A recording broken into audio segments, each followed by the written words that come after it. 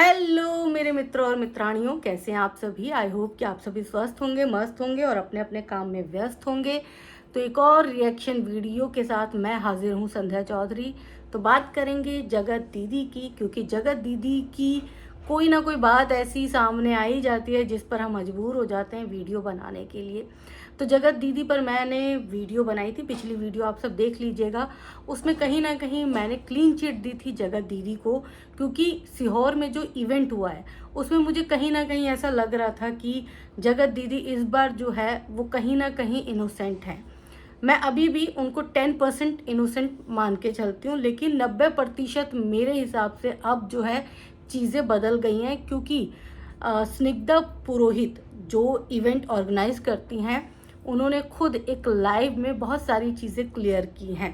हालांकि उन चीज़ों को लेकर भी मेरे जहन में सवाल हैं, वो सवाल भी मैं ज़रूर अपने यहाँ पर रखूँगी। लेकिन उससे पहले हम बात करेंगे कि स्निग्धा पुरोहित ने, माफ़ कीजिएगा इस नाम को लेकर, स्निग्धा पुरोहित ने क्या कुछ कहा जगत दीदी को लेकर। उन्होंने कहा कि सबसे पहले तो जगत दीदी को जगत दीदी नहीं बोलना चाहिए, उनका कुछ और नाम रख देना चाहिए। चलिए ठीक है, कुछ और नाम रख दीजिए। अब उन्होंने जो है कहा कि जगत दीदी ने वाकई में उनके साथ विश्वासघात किया है। अब कैसे किया विश्वासघात? क्योंकि जगत दीदी ने जो है वो ऐन वक्त तक ये खुलासा ही नहीं किया था कि वो आएंगी या नहीं आएंगी। इवेंट वाली दीदी के हिसाब से जगत दीदी पहले से ही तैयार थी कि वो इवेंट में नहीं जाएंगी, लेकिन उन्होंने ये बात इवेंट वाली दीदी को नहीं बताई। वो लास्ट टाइम तक लटकाती रही इवेंट वाली दीदी को। अब इसमें क्या फ़ायदा है जगत दीदी का ये तो नहीं पता, लेकिन इवेंट वाली दीदी के मुताबिक जगत दीदी जो हैं वो बहुत ही चंट और चालाक औरत है। और सबसे बड़ी बात है कि वो अपने आप को कुछ 30 मार्खा टाइप समझती हैं, मतलब उनको दूसरों की वैल्यू हमेशा कम लगती है, और इसीलिए वो ये चीज़ें जो हैं कहीं ना कहीं दिखा भी देती हैं। अब अगर वाकई में जगत दीदी इसी नेचर की है तो मुझे लगता है कि मैं अपनी पिछली वीडियो पर शर्मिंदा हूँ। लेकिन अगर ऐसा नहीं है, क्योंकि कहीं ना कहीं मेरे जहन में ये सवाल तो उठ रहा है कि कोई भी इंसान, क्योंकि जो ऑर्गेनाइज कर रहा है, इवेंट ऑर्गेनाइज कर रहा है, जाहिर सी बात है कि वो बिजनेस वुमेन होंगी। अब ऐसी औरतों को बरगलाना, ऐसी औरतों के सामने रोना वोना, ये सब मायने नहीं रखता। जो अपना बिजनेस देखता है उसके लिए बिजनेस बिजनेस होता है। वो किसी के बहकावे में आके किसी को अपने इवेंट में ना बुलाए, ऐसा हो ही नहीं सकता और होना भी नहीं चाहिए, कायदे से नहीं होना चाहिए। लेकिन हम इस इवेंट वाली दीदी की अगर बात करें तो ये इवेंट वाली दीदी अपने आप को इमोशनल बोल रही है कि मैं इमोशनल फूल बन गई।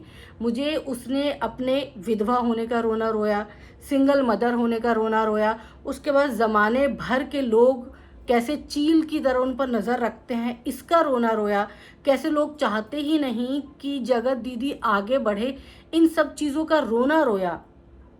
और इसीलिए इवेंट वाली दीदी हो गई इमोशनल, और इवेंट वाली दीदी ने इमोशंस में आके बहुत सारे यूट्यूबर्स को, बहुत सारे सेलिब्रिटीज़ को, सेलिब्रिटीज़ नहीं कहेंगे, यूट्यूबर्स को मना कर दिया इवेंट के लिए।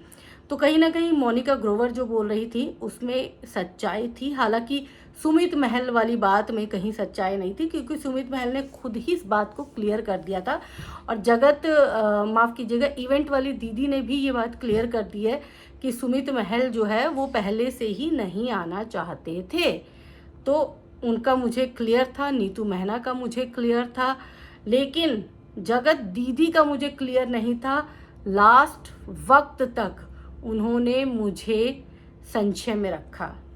वो बोलती रही, 1-1.5 घंटे पहले तक भी बोलती रही कि आएंगे आएंगे आएंगे, इवेंट में आना है, इवेंट में आना है, पर सोची समझी साजिश के तहत वो इवेंट में नहीं आई। और इससे इवेंट की जो ऑर्गेनाइज़र हैं उनको 30 से 35 हज़ार का नुकसान भी हुआ है। जाहिर तौर पर उन्होंने रूम बुक किया होगा, स्पेशल रूम चाहिए होगा उन्हें, तो इन सब चीज़ों पर 30-35 हज़ार रुपये जो है वो जगत दीदी का खर्चा हुआ है। अब जगत दीदी क्यों नहीं गई? एक जगत दीदी जो है उनको ऐसा लगता है कि उनके पीछे ज़माना है, वो इतनी बड़ी यूट्यूबर हैं, लोग जो हैं उनको बुलाने के लिए मरे जा रहे हैं, तड़प रहे हैं। तो मतलब इस तरह की फीलिंग शायद उनके मन में हो। दूसरी जो बड़ी चीज़ है वो ये है कि जगत दीदी वहीं जाती है जहां उन्हें पैसा मिलता है। देखो, मनी माइंडेड तो जगत दीदी हैं और ये बहुत सारे मौक़ों पर क्लियर भी हो चुका है।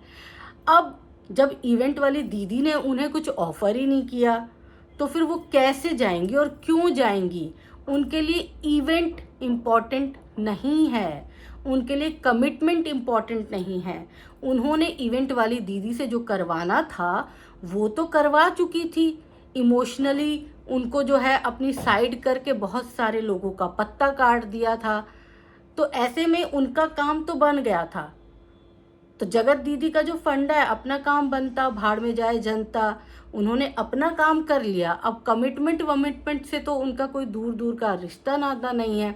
अब जब उन्हें लगा कि चलो यार मेरा काम तो हो गया, अब मैं इवेंट में जाके क्या करूँगी, तो उन्होंने मना नहीं किया। उन्होंने मना तब भी नहीं किया। अगर आप कहीं नहीं जाना चाहते, कहीं जाने में अक्षम हैं, नहीं सक्षम नहीं हैं, तो फिर आप 1-2 दिन पहले क्लियर कर देते हो कि यार मैं नहीं जाऊंगी। तो मेरा 90-10 वाला ही हिसाब किताब है कि मैं हो सकता है 10% जाऊँ, 90% ना जाऊँ। तो इंसान कहीं ना कहीं ये समझ लेता है कि यार ना के चांसेस तो ज़्यादा हैं। लेकिन आपने ये क्लियर ही नहीं किया था। आपने बोला था नहीं मैं आऊँगी, मैं आऊँगी। इवन ऑर्गेनाइज़र वाली दीदी ने इवेंट ऑर्गेनाइज़र वाली दीदी ने जो है वो आपकी भाभी तक को फ़ोन किया था और आपकी भाभी ने भी यही कहा था कि जी हाँ, हमारी ननद रानी जाएंगी अपने भ्राताश्री के साथ, इवेंट में उपस्थित होंगी।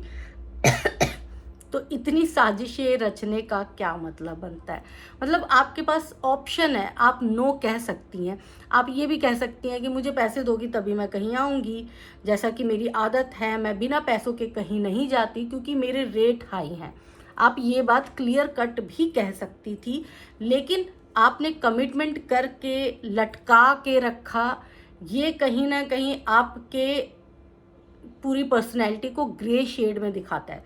कल मैंने पॉजिटिव वीडियो बनाया था आप पर, लेकिन आज मुझे आप पर नेगेटिव वीडियो इसलिए बनाना पड़ रहा है क्योंकि आपका ग्रे शेड चेहरा जो है, व्यक्तित्व जो है, वो एक बार फिर सामने आ गया। मैं कहीं ना कहीं अपने दिल के किसी एक कोने में आपके लिए सहानुभूति रखना चाहती थी कि चलो कोई नहीं, जगत दीदी इतनी बुरी नहीं हो सकती, जगत दीदी इतनी ख़राब नहीं हो सकती, जगत दीदी जो है इतनी ज़्यादा षड्यंत्रकारी नहीं हो सकती, जगत दीदी जो है इतना गेम नहीं खेल सकती। मतलब इतनी हद तक कौन ही जाएगा।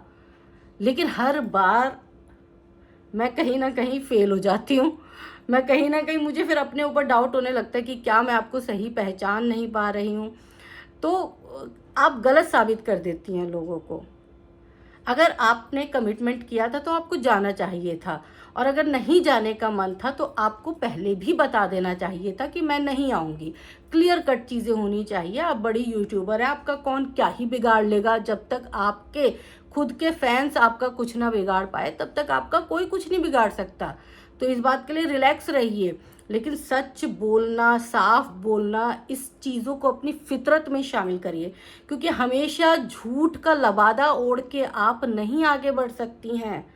आप अपने आप को झूठी बनाती जा रही हैं, आप लोगों की नज़रों में गिरती जा रही हैं। अरे कितना आप गिरेंगी और किसके लिए गिर रही हैं? अपने फैंस की नज़रों में ही गिर रही हैं आप। सच में बहुत ताकत होती है, ये आपको शायद समझाया पढ़ाया नहीं गया है, या फिर मुझे लगता है पूरी फैमिली आपकी इन्वॉल्व होती है कि नहीं तू ऐसा कर कि तू ना बस लटका के रख एंड टाइम तक। और आपका कौन सा इमरजेंसी काम ऐसा आ जाता है कि आप दूसरों को धोखा दे देती हैं। चलो, धोखा देने वाली फितरत तो आपकी पहले भी थी, लेकिन मुझे लग रहा था कि नहीं, इस बार जगत दीदी गलत नहीं हो सकती। इस बार जगत दीदी के कहने पर कोई इवेंट ऑर्गेनाइज़र इतना बड़ा कदम कैसे उठा सकता है। लेकिन नहीं, मैं यहाँ पे भी गलत हो गई। यहाँ पे भी जगत दीदी ने जिस तरह से इमोशनल अत्याचार किया, जिस तरह से लोगों को गाली पड़वाई, जिस तरह से लोगों के बारे में नेगेटिव बातें फैलाई, तो कहीं ना कहीं भाई जगत दीदी आप षड्यंत्र रचने में जीत चुकी हैं। ये अवार्ड अगर दिया जाता ना कि कौन है सबसे ज़्यादा चंट, कौन है षड्यंत्रकारी, तो ये आप ही को मिलता। वाईटी पे फेमस चेहरा होने के बावजूद आप इतनी बड़ी षड्यंत्रकारी हैं। आप हमेशा ना अपने विडो होने का रोना रोती हैं। आप हमेशा अपने 7-8 साल की बच्ची को लेकर जो है लोगों से सहानुभूति बटोरने की कोशिश करती हैं, लेकिन आप ये भूल जाती हैं कि मुझे सच भी बोलना है। झूठ की खेती किए जा रहे हो, आप किए जा रहे हो, और आपकी झूठ की खेती ख़त्म नहीं हो रही है। आपको तो आपका जो 6 महीने वाला पहले वाला कांड था, उस कांड से सबक लेना चाहिए था। कोई दूसरी औरत होती तो उस कांड से सबक लेती और अपनी लाइफ में ये प्रण कर लेती कि मैं सच ही बोलूँगी, और मैं अगर सच नहीं भी बोलूँगी तो मैं झूठ नहीं बोलूँगी। ज़रूरी नहीं है कि हर किसी को हर कोई बात बताई जाए, लेकिन उस बात से कोई इंसान दूसरा जुड़ा हुआ है तो कम से कम आप उस इंसान को चीज़ें क्लियर तो करोगे। इवेंट वाली दीदी उस बात से जुड़ी हुई थी, आप उनको क्लियर करते। आपको दुनिया को बताने की ज़रूरत ही नहीं थी, आप उनको क्लियर करते। मैं नहीं आ सकती, मेरी प्रॉब्लम है, मेरा काम है, अलाना फलाना 2 दिन पहले बता देते। और आप अपने वीडियो में भी कुछ क्लियर नहीं करते कि आपको क्या काम था। ऐसा कौन सा काम था कि आप एक दिन नहीं निकाल सकते हो किसी दूसरे के कमिटमेंट को पूरा करने के लिए, किसी दूसरे के ट्रस्ट पे खरा उतरने के लिए? आपके पास वक्त ही नहीं है। आपके पास वक्त सिर्फ किस चीज़ के लिए? साजिश रचने के लिए, झूठ बोलने के लिए, अपने व्यूअर्स को बेवकूफ़ बनाने के लिए। तो मतलब आपके इस पर्सनैलिटी से तो अब खौफ आने लगा है। तो चलो आप सब भाई व्यूअर्स बताएंगे अब कि जगत दीदी का ये वाला चेहरा देखने के बाद अब जगत दीदी के लिए क्या ही बोला जाए। आप सबके मन में क्या क्या सवाल है ज़रूर बताइएगा, कमेंट सेक्शन में लिख के बताइएगा, ताकि अगली बार मैं आपके कमेंट पढ़ूं और जगत दीदी तक ये मैसेज पहुंचाऊं कि देखो आपके बारे में लोग क्या सोचते हैं।